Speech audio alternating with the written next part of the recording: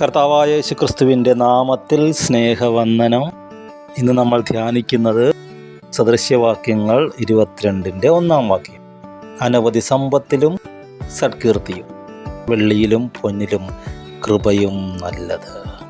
സാത്താനെ, ഈ ലോകത്തിൻ്റെ പ്രഭുവിനെ വെല്ലുവിളിക്കുന്ന യേശുവാണി വചനം.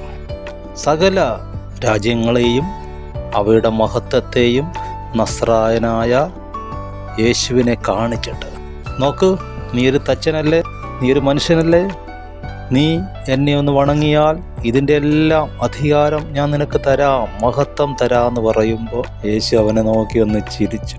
ആ ചിരിയിൽ സാത്താൻ ചൂളിപ്പോയി. ഇന്ന് അനവധി സമ്പത്ത്, വെള്ളി, പൊന്ന്, ഈ ലോകത്തിൻ്റെ എല്ലാ സൗകര്യങ്ങളും നേടിയവർ പല മേഖലകളിലും ജയിക്കുമെന്ന് അവർക്ക് തോന്നുന്നു. അവർ സമ്പത്തിൻ്റെ അഹങ്കാരത്തിൽ, ബലത്തിൽ ചരിക്കുന്നു. പക്ഷെ അവർ ചൂളിപ്പോകുന്ന ഒരു സമയമുണ്ട്. അനവധി സമ്പത്ത് കൊണ്ടും നേടാൻ കഴിയാത്ത ഒരു സൽകീർത്തിയുണ്ട്. അത് വീണ്ടും ജനിച്ചവനെന്ന സൽകീർത്തിയാണ്. പൈസ കൊണ്ട് നേടാൻ കഴിയുന്നതല്ല, നിത്യത നേടാൻ കഴിയുന്ന, ദൈവത്തിൻ്റെ കൃപയിൽ മാത്രം നേടാൻ കഴിയുന്ന ഒരു സൽകീർത്തി. ഒരു മനുഷ്യൻ, അവൻ മാനത്തോടിരിക്കുന്ന മനുഷ്യൻ, വിവേകഹീനനായാൽ നശിച്ചു പോകുന്ന മൃഗങ്ങൾക്ക് തുല്യൻ. പട്ടി ചത്തുപോകുന്ന പോലെ, പൂച്ച ചത്തുപോകുന്നത് പോലെ, മനുഷ്യ, നീ നശിച്ചു പോകാതിരിക്കേണ്ടതിന് നീ വീണ്ടും ജനിക്കണം. ഈ സൽകീർത്തി നീ നേടിയാൽ അത് അനവധി സമ്പത്തിനേക്കാളും നല്ലതാണ്.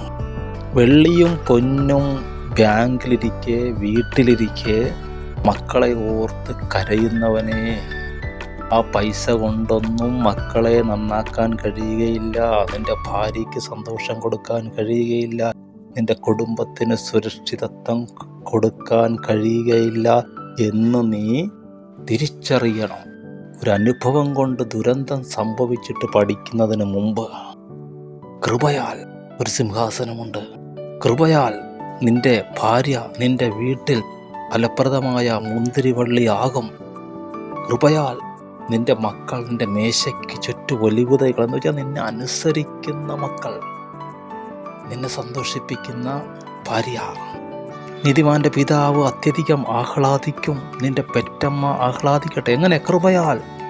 അപ്പം ഇത് വെള്ളിയും പൊന്നും കൊടുത്താൽ കിട്ടത്തില്ല. വെള്ളിക്കും പൊന്നിനും വേണ്ടി കൃപ കളയുന്നൊരു കാലത്ത് വിലയാം വെള്ളിക്കും പൊന്നിനും വേണ്ടി കൃപ കളഞ്ഞവനാണ്. അത് എഴുതി വച്ചിട്ടില്ല. എന്തിനാ? നമുക്ക് ആ സ്ഥിതി വരരുത്. ഇവിടെയൊക്കെ അനുഭവം കൊണ്ട് പാഠം പഠിക്കാൻ നിന്നാൽ വൈകിപ്പോകും. ഒരു നേരത്തെ ഫുഡിന് വേണ്ടി കൃപ കളഞ്ഞവൻ ഏസാവ്. കൃപ കളയരുത്, കൃപ കളയരുത്, കൃപ കളയരുത്. കൃപയാണ് നല്ലത്. ആര് പറഞ്ഞു? പരിശുദ്ധാത്മാവ് പറഞ്ഞു. ഇന്നെന്താണ്, ഇന്നലെ എന്തായിരുന്നു, നാളെ എന്താകുമെന്ന് അറിയുന്നവർ പറയുകയാണ്, കുഞ്ഞുങ്ങളെ, സൽകീർത്തി നേടുക, കൃപ കളയരുത്. ഞാൻ അനുഗ്രഹിക്കുന്നു. കർത്താവ് നിങ്ങളെ സമൃദ്ധമായി അനുഗ്രഹിക്കട്ടെ. യഹോവയുടെ ഭക്തിയാൽ നിങ്ങൾ ആഗ്രഹിക്കുന്നതെല്ലാം നിങ്ങൾക്ക് തരും. പക്ഷേ മത്തായി 6:33 പോലെ ആദ്യം ദൈവരാജ്യവും ദൈവനീതി അന്വേഷിക്കുക.